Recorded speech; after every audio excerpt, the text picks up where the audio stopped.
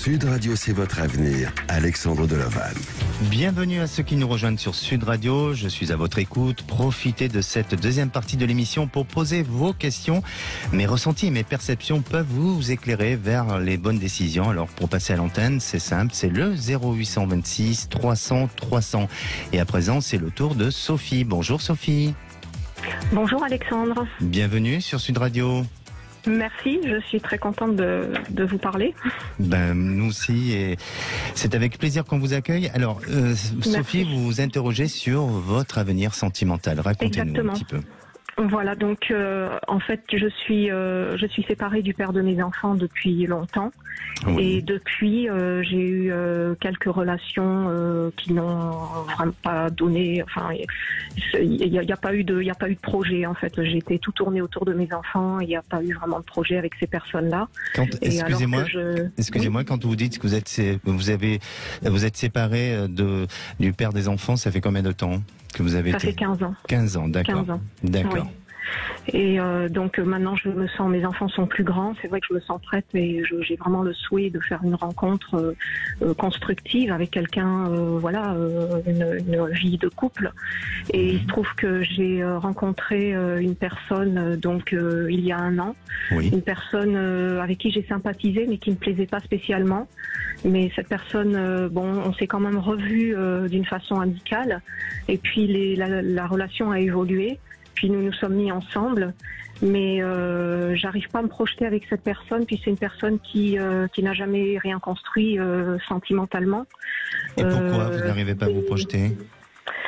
Parce que c'est une personne justement qui a jamais rien construit, qui dit vouloir profiter de la vie, profiter presque au jour le jour, qui voit pas loin en fait, qui se projette pas spécialement en fait. Il veut profiter de la vie, des bons moments. Donc moi je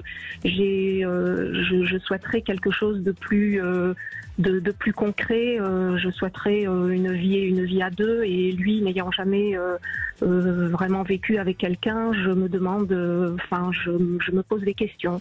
Donc ça c'est des questionnements, mais est-ce que vous avez essayé de lui tendre la main pour justement créer cette vie-là ? Oui, j'ai voulu arrêter la relation et lui a réussi à me récupérer. En fait, il m'a fait des déclarations d'amour et je suis retournée dans ses bras, mais il m'a dit qu'il pouvait avoir des projets avec moi, mais j'ai l'impression que c'est des paroles et que c'est pas vraiment au fond de lui ce qu'il souhaite. Il est bien chez lui et je pense pas que... Enfin, ça c'est mon ressenti et c'est ce que je pense.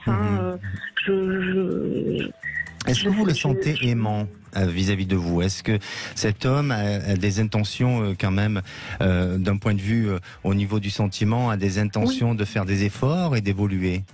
Oui, j'ai l'impression vraiment qu'il a des sentiments pour moi, oui. D'accord. Oui, puis il cherche à me faire plaisir quand même, même si il y a un côté quand même assez superficiel dans notre relation, mais bon, il cherche quand même à me faire plaisir, il est quand même bienveillant, je veux dire. D'accord. Voilà. Et je vous dis ça, je vous pose cette question-là parce que vraiment, de ce que j'entends et de ce que je ressens aussi, on dirait que vous êtes un peu dans une attente de réaction, de changement, et même si au fond de vous, vous avez envie de cette histoire, mais j'ai l'impression que vous avez peur de l'échec et vous avez peur d'avancer dans cette histoire. Et est-ce que ce serait pas vous aussi qui bloquez et qui freinez un peu l'évolution de votre histoire ?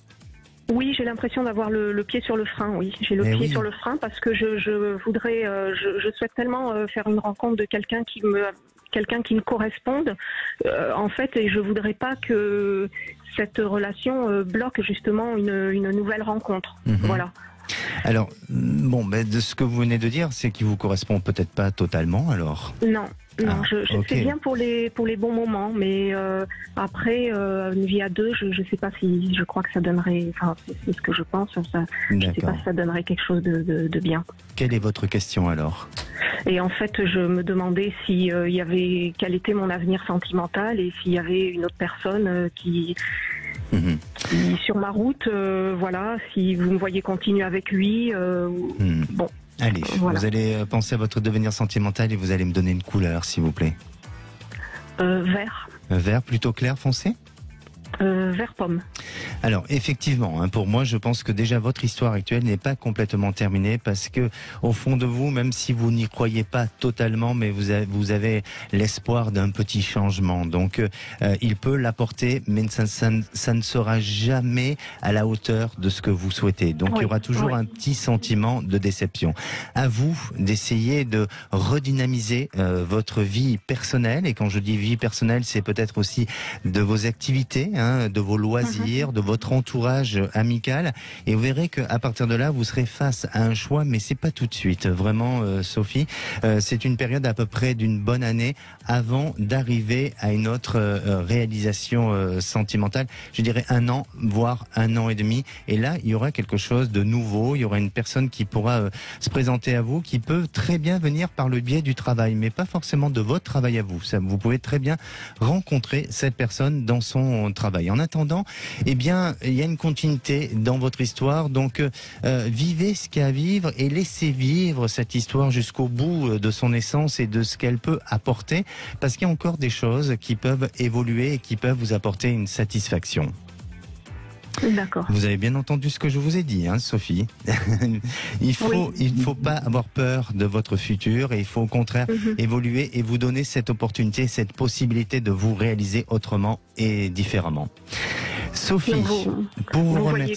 Oui, dites-moi. Vous voyez, en fait, vous voyez pas vraiment d'avenir avec cette personne-là, mais pas d'arrêt tout de suite. Voilà, exactement. Pas d'arrêt tout de suite avec un changement dans une période d'un an et demi. Allez, Sophie, je vais vous faire plaisir pour vous remercier d'écouter et d'intervenir sur Sud Radio. Et à l'occasion de la fête des mères, eh bien, on vous offre un coffret lait d'ânesse de la maison du savon. Alors, ce coffret comprend un savon, un lait pour le corps et une crème pour les mains. Est-ce que c'est un joli cadeau pour vous? C'est très gentil de votre part. Je vous remercie beaucoup. Et en plus, ça va encore plus affiner votre grain de peau et puis de quoi se sentir bien dans votre peau.